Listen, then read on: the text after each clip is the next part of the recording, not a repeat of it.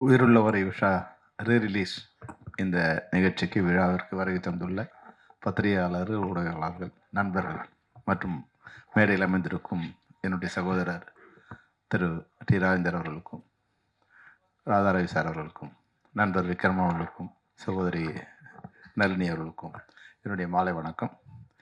இந்த விழாவில் நான் கலந்துக்கிறது உண்மையாகவே ராதாரவி சொன்ன மாதிரி எங்களுடைய பழைய நினைவுகளை திருப்பி கொண்டு இந்த மேடையில் ரீகலெக்ட் பண்ணுற மாதிரி இருந்தது.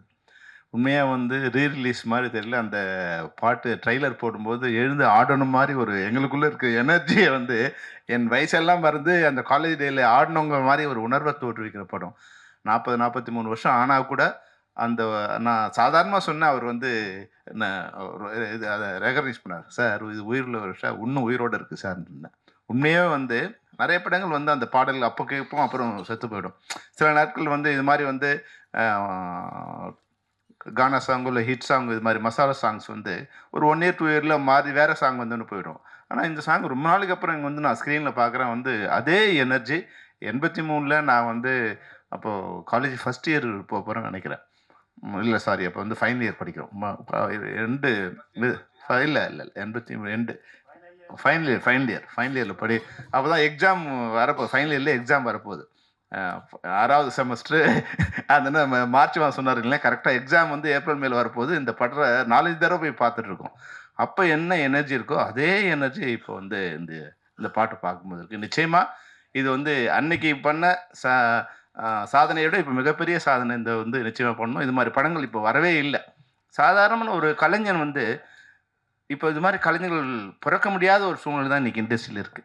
டி ராஜேந்தர் மாதிரி சார் மாதிரி இயக்குநர்கள் சாதாரணமாக ஒரு சின்ன ஒரு கதையை எடுத்துக்கிட்டு பிரம்மாண்டமாக அந்த படத்தை ஒரு தமிழ் நம்மளுடைய மரபோட இல்லை நம்மளுடைய வாழ்க்கை சூழ்நிலையோட ஒரு கதையை பண்ண முடியுமானா அதுக்கு ஒரு கஷ்டம்தான்.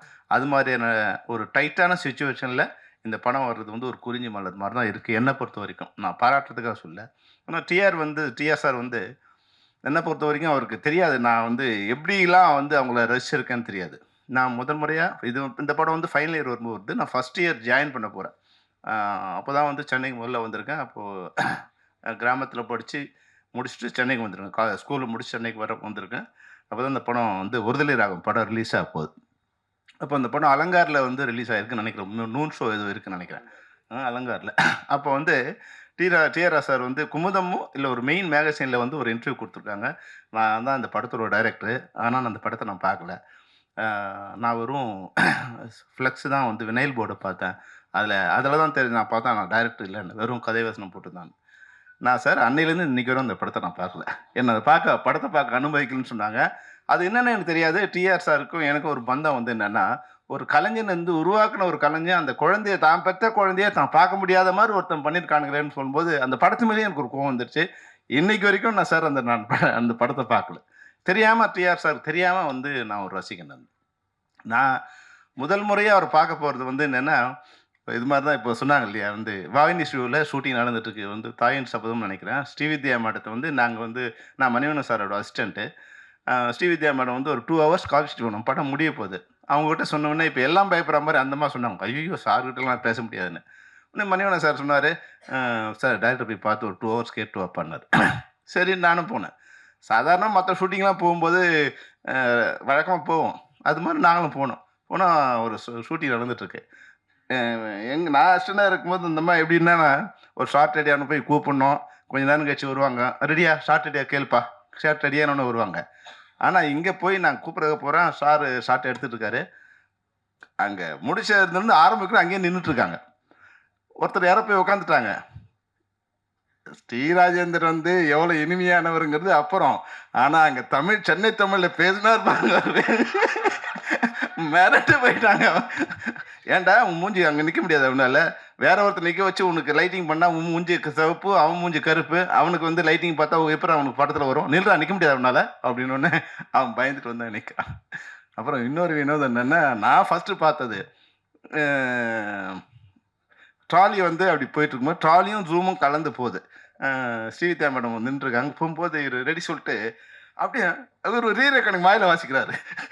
பயங்கரமாக வாசிட்டு போகும்போது யாரோ ஒருத்தர் சிரிச்சிட்டான்.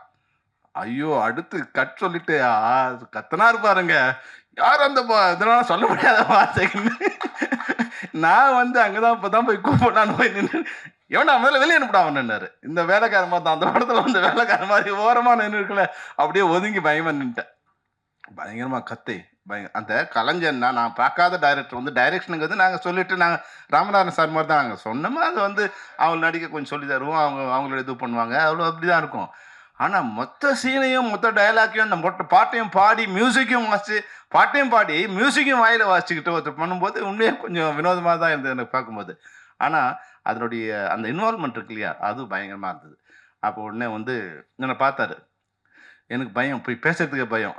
ஆனால் நான் மணிவண்ணன் சார் அசிஸ்டன்ட் சொன்ன உடனே மணிவண்ணன் சாருக்கு என்ன மரியாதை கொடுப்பார் அதே மரியாதை எங்கள் சேர் போட்டு அங்கே உட்கார உடனே வந்து அப்படின்னு சொல்லி டைரக்டருக்கு நான் மரியாதை கொடுத்து மணிவண்ணன் சார் இது மாதிரி சார் கொஞ்சம் கேட்டாருன்னா பரவாயில்லப்பா இந்த ஸ்ரீ சொல்லி பரவாயில்லையம்மான்னு கேட்டார். பரவாயில்லன்னு சொல்லி அந்த 2 ஹவர்ஸை வந்து அட்ஜஸ்ட் பண்ணி கொடுத்தாரு. அதாவது வந்து பார்க்க கரடு முருடா தெரிகிற ஒரு மனிதன் வந்து உண்மையில் வந்து உள்ளத்தால் வந்து அவ்வளோ வந்து இனிமையானவர், மற்றவங்களை மதிக்க தெரிஞ்சவர், ஒரு கலைஞன், கரைபடாத கலைஞன், ஒரு கண்ணியமான கலைஞன். அந்த படங்களில் இருக்கிற டி ராஜேந்தர் வந்து உண்மையான ஒரு கலைஞன். நான் பார்த்ததில் பல நேரங்களில் பார்த்துருப்பேன். அது மனிதர் எப்படின்னா, எனக்கு ஒரு இக்கட்டான சூழ்நிலை ஒன்று வந்து ரோஜாவுக்கு ஒரு விழா நடத்தணும்னு நாங்கள் நினைக்கிறோம். விழா நடத்தும்போது ரோஜா 100க்கு 100 படம் முடித்தாங்க, அவங்களுக்கு ஒரு விழா நடத்தலாம். சரி எல்லாம் பண்ணிட்டோம். பண்ணி ஃபங்க்ஷன் நடக்கும்போது தான் தெரியுது இந்த தமிழ் சினிமாவோட இன்னொரு இது தெரியுது. இந்த ஹீரோஸ்லாம் வந்து வெளியே நல்லா பேசுவாங்க, ஆனால் அந்த ஹீரோயினுக்கு ஒரு பிறந்த நாள்னா ஒரு வாழ்த்து சொல்ல மாட்டாங்க. அவங்களுக்குள்ள ஏதோ ஒரு வந்துடும், தப்பாக நினச்சிப்பாங்கன்னு ஒரு பயம் வருமோ, இல்லை ஹீரோயின் தானே படத்தில் நடித்தா முடிஞ்சிடுச்சுங்கிற மாதிரியோ அப்படிலாம் இல்லாமல் யாருமே அந்த ஃபங்க்ஷனுக்கு வரா மாதிரி தெரியல எனக்கு. அப்போ நான் வந்து நாங்கள் நடத்தலை, வேறு ராஜ் டிவியில் ஏதோ ப்ரோக்ராம் பண்ணுறதுக்காக கேட்டாங்க. சித்ரா சார் வந்து சித்ரா லட்சுமணும் சிவசீனிவாசனும். அப்போ வந்து நான் வேறு வழி இல்லாமல் என் நண்பர்களை கொஞ்சம் பேர் கூப்பிட்டு சார் வரணுன்னு. அப்போ டிஆர் சார்னா அதுக்கு முன்னாடி எனக்கு பெரிய பழக்கம்லாம் இல்லை. நேரா சார் நீ கொஞ்சம் வரணும் சார்னு அவர் சொன்னார். சார் நம்ம 100வது விழாவுக்கு பெரும்பாலும் நான் வந்தது இல்லையே சொல்ல முடியும்னார். சார் இது மாதிரி எனக்கு ஒரு இதுவாக இருக்கட்டாக இருக்குன்னு இன்னும் வரேன் அப்படின்னு சொன்னார். வந்து அதில் சிலம்பரசன் வேறு வந்தார். அப்போ சிலம்பரசன் வரும்போது நான் சிலம்பரசன் சொல்லிட்டு இருந்தேன், இது மாதிரி சாங் பண்ணுறேன்னு சொன்னாங்க. எல்லோரும் ஒத்துட்டு இருந்தாங்க, சாங் பண்ணுறோன்னா சொல்லிட்டு இருந்தேன். ஆனால் அதுக்கு முன்னாடி எல்லாம் அப்படி பைக்கட் பண்ணிட்டாங்க, என்னன்னு தெரியாது எனக்கு. அப்போ சிலம்பரசன் சொல்லும்போது சிலம்பரசனுக்கு அப்போ வந்து காலில் அடிபட்டு இதுவாக இருக்கு, கால் கட்டு போட்டு வந்திருக்காரு. ஆனால் அது அங்கே கேட்டுட்டு அங்கே ரிஹர்சல் பண்ணி ஒரு 2 சாங் அந்த மேடையில் அவர் பண்ணி கொடுத்தாரு சிலம்பரசன் எனக்காக. அப்புறம் டிஆர் சார் பேசினார். அப்போ வந்து ரோஜா சின்ன ஒரு 2-3 வழக்கெல்லாம் இருக்குது. சார் ஒரு 15 நிமிஷம் பேசினார், அவ்வளோதான். இந்த இன்னைக்கு வாழ்நாள் முழுக்க வந்து நாங்கள் தைரியத்தோடு இருக்கிறதுக்கு வந்து அன்னைக்கு டி ராஜேந்தர் கொடுத்த அந்த ஊக்கம் இருக்கு இல்லையா, அந்த தைரியம், அதுதான் வந்து அப்படியே வந்து எங்களுக்கு ஒரு ஒரு மிகப்பெரிய இது கொடுத்தது. அந்த ஃபங்க்ஷனே வந்து வேறு மாதிரி ஒரு ஃபங்க்ஷனாக உருமாறி ஒரு நல்ல ஃபங்க்ஷனாக மாறிச்சு. அதாவது வந்து பாராட்டுறதுல வந்து டி ராஜேந்தர் சாருக்கு இணையாக நான் இந்தியாவில் யாரையும் பார்த்ததில்லை. அவ்வளோ மிகச்சிறந்த பாராட்டுகள். ஒருத்தர் பாராட்டுறதுக்கு ஒரு மனசு வேணும், சும்மா வந்து நடிக்கிறதுலாம் இல்லை. அந்த அவங்க பிளான் பண்ணி வர்றதில்லை. இப்போ எங்களால் அவருக்கு ஒன்றும் ஆக போகிறது கிடையாது. அந்த மேடையில் நின்று ஒரு 15 நிமிஷம் அப்படியே காட்டாறு மாதிரி வந்து அந்த சரளமாக பேசிட்டே இருக்காரு வாழ்நாள் முழுக்க. இன்றைக்கி கூட நான் வந்து ரோஜா சொன்னாங்க, அவங்க வந்து இதில் இருக்காங்க, நாங்கள் நீங்கள் மறக்காமல் போயிட்டு வந்துருங்க. நாங்கள் இல்லை இல்லைம்மா நான் நேற்றே சொல்லிவிட்டேன் போயிட்டு வரும்போது. இப்போ நளினி சொன்னாங்க இல்லையா என்னுடைய தகப்பன் சாமின்னு, நம்ம படத்தில் 40 வருஷம் முன்னாடி ஒரு நடித்த ஒரு அம்மா வந்து இன்றைக்கி வந்து இன்றைக்கும் அந்த நன்றியோடு இருக்காங்க. படத்தில் நடித்த எல்லா ஹீரோயின்ஸும் அவர் மேலே ஒரு மரியாதையோடு அன்போடு இருக்காங்கன்னா 2 விஷயம். ஒன்று அந்த படத்தில் அவங்களுக்கு வாழ்க்கை உருமாறி இருக்கும். ஒரு சாதாரணமாக நான் நளினிமா வந்து எங்கள் ஊருக்கு நீங்கள் வந்து ஷூட்டிங் வந்திருக்கீங்க, அப்போ ஹீரோயின் ஆகலை, வேறு ஏதோ ப்ரோக்ராம் வந்து தமிழ் ஒரு சாங் ஒன்று பண்ணுறதுக்காக வந்திருக்கு. அப்போ அப்போ ராணின்னு கூப்பிட்டுருந்தாங்க. அப்போ பார்த்தேன், அன்னைக்கு 43 வருஷம் கழிச்சு கூட நீங்கள் மேடையில் கண்கலங்கி என்னோட தகப்பன் சாமி என்னோட நல்லது கட்டத்தில் இருக்காங்கன்னா அது ஒரு டைரக்டருங்கிறது அத்தோட முடிஞ்சில்ல. அந்த படத்தில் நடித்த எல்லாரோடையும் 40 வருஷம் கழிச்சு அந்த உறவோடும் அந்த நட்போடும் இருக்கிறதுக்கு சாதாரண விஷயம் கிடையாது. அந்த வகையில் தான் டிஆர் இன்றைக்கும் வந்து அந்த உயிரோடு இருக்கார். அவர் உள்ளே வரும்போதே கேமராஸ் இன்றைக்கும் வந்து படம் வெற்றி அடையுது தோல்வி அடையுது அதை பற்றி எதுவுமே இல்லை. ஆனால் படம் பார்க்கும்போது இது போல் ஒரு கதை, திரைக்கதை, வசனம், டைரக்ஷனு, இசை, ஒளிப்பதிவு, எடிட்டிங்கு, ஆர்ட் டைரக்ஷனு, சினிமாவில் வந்து 24 கிராஃப்ட்டும் பண்ண ஒரே கலைஞன் வந்து டிஆராக தான் இருப்பான்னு நினைக்கிறேன். உண்மையில் வந்து இது சாதாரண விஷயம் இல்லை. அது எங்கேயோ ஒருத்தருக்கு மிளக்கக்கூடிய விஷயம்தான், யாரோ ஒருத்தருக்கு தான் நடக்கும். அது டிஆர் சாருக்கு நடந்திருக்கு. இந்த படம் நிச்சயமா தமிழ் சினிமாவுல மிகப்பெரிய ஒரு வெற்றி அடையும். ஏன்னா, எனக்கு இன்னொரு தடவ அவர நான் வந்து வேற ஒரு சந்தர்ப்பத்தில ஏன்னா இதெல்லாம் அவருக்கு தெரியாது. நான் வந்து இயக்குனரா இருந்து தயாரிப்பாளரா மாறுறேன் நான். செம்பருத்தின்னு ஒரு படம் பண்றேன். அப்போ அது இந்த இண்டஸ்ட்ரி எப்படி இருக்கும்னா, ஒருத்தன் மாட்டுனான்னா அவன வந்து காலி பண்ணிடும். நான் ஒரு படம் அந்த படத்த வந்து சிட்டி, என்எஸ்சி, டிடி ஐடி பாலகிருஷ்ணங்கிறவருக்கு ஒரு ரூ. 40,00,000 வந்து டிஸ்ட்ரிபியூஷன் குடுத்துருக்கேன். எம்ஜி போட்டு டிஸ்ட்ரிபியூஷன் குடுத்துருக்கேன். அது டிஸ்ட்ரிபியூஷனா மாத்தணுங்கிறாங்க. முட்டிட்டு படம் கலெக்ட் ஆகல. எனக்கு வந்து நீங்க ரிட்டர்ன் குடுக்கணும். 40,00,000த்துல 4,00,000 கமிஷன் இது பப்ளிசிட்டி எடுத்துக்கிட்டு 36,00,000 எனக்கு குடுத்துருக்காரு. ரூ. 6,00,000 நீங்க ரிட்டர்ன் பண்ணணுங்கிறாங்க. நான் அடுத்த படம் பண்ணும்போது எனக்கு வந்து ஒரு ரெட் மாரி செக் வச்சிருக்காங்க. அப்ப சிந்தாமணி முருகன் சார் வந்து பிரசிடென்ட்டா இருக்காரு. உண்மையிலேயே எனக்கு அவர் நல்லது தான் பண்ணாரு. அப்போ உங்களுக்கு இதுக்கு வர சொன்னேன். அப்போ சார் அங்க இருக்காரு. சார் வந்து சாதாரண வேற எதுக்கும் வந்தாரு. என்ன பிரச்சனைன்னாரு. சார் இது மாரி பிரச்சனை இருக்குன்னு. உடனே ஒரே வார்த்தை சொன்னாரு. யோவ்! ஒரு கலைஞனை ஏமாத்தாத நீ உருப்பட மாட்டேன்னாரு. பாலகிருஷ்ணன் உட்கார்ந்திருக்காரு. ஒரு மாரி ஞாபகம் இருக்கா இல்லையான்னு தெரியாது. அவர் சொன்னாரு, "எங்க வீட்டு வேலனும், செம்பருத்தியும் ஒரே நாள் ரிலீஸ் ஆச்சு. என் படம் ஒரு தியேட்டர்ல வந்து 2லேருந்து 2:30 வரைக்கும் கலெக்ட் ஆச்சு. அது செம்பருத்தி வந்து ரூ. 5 பக்கம் கம்மியா கலெக்ட் ஆயிருக்கும். இல்ல ரூ. 10 அதிகமா கலெக்ட் ஆயிருக்கும். அந்த இடத்த பொறுத்து மாஸ் இருக்கிற இடத்துல செம்பருத்தி அதிகமா இருக்கும். லேடீஸ் இருக்கிற இடத்துல செம்பருத்தி கலெக்ட் ஆயிருக்கும். எனக்கு வந்து சென்னையும், டிடியும், செங்கல்பட்டும் ரூ. 2,15 கோடி கலெக்ட் ஆயிருக்கு. அது செம்பருத்தி வந்து 1, 2 கோடி கலெக்ட் பண்ணியிருக்கணும். 2,50 கோடி கலெக்ட் பண்ணியிருக்கோம். ஆனா அவங்க குடுத்தது ரூ. 30 தான் கலெக்ட் பண்ணியிருக்குன்னு குடுத்தாங்க. அப்ப சொன்னாரு, "நீ இந்த பையன ஏமாத்தின நான் வாழ்க்கையில உருப்பட மாட்டேன்னாரு." அந்த சாகம் அப்படியே வந்து முடிஞ்சு அந்த ஒரு 1 இயர் 2 நான் சொன்னேன், "சார் என்ன இதுலருந்து ரிலீவ் பண்ணிடுங்க. இவருக்கு நான் குடுக்கணுமா?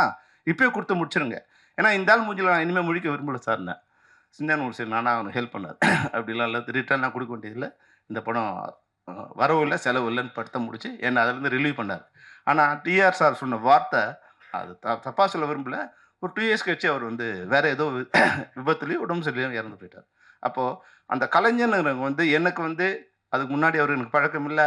ஒரு எந்த இதுவும் இல்ல. ஆனா ஒரு நியாயம் தெரிஞ்சா அந்த நியாயத்துக்கு அன்னைக்கு வந்து ஐடி பாலகிருஷ்ணன் வந்து மிகப்பெரிய டிஸ்ட்ரிபியூட்டர். அவர் தான் வந்து புலன் விசாரணை என்எஸ்சியோட இன்னைக்கு எப்படி வந்து ரெட் ஜெயண்ட் அது மாரி இருக்கோ, அது மாரி அன்னைக்கு வந்து என்எஸ்சியோட மிகப்பெரிய டிஸ்ட்ரிபியூட்டர் வந்து ஐடி பாலகிருஷ்ணன் இருந்துட்டுருந்தாங்க.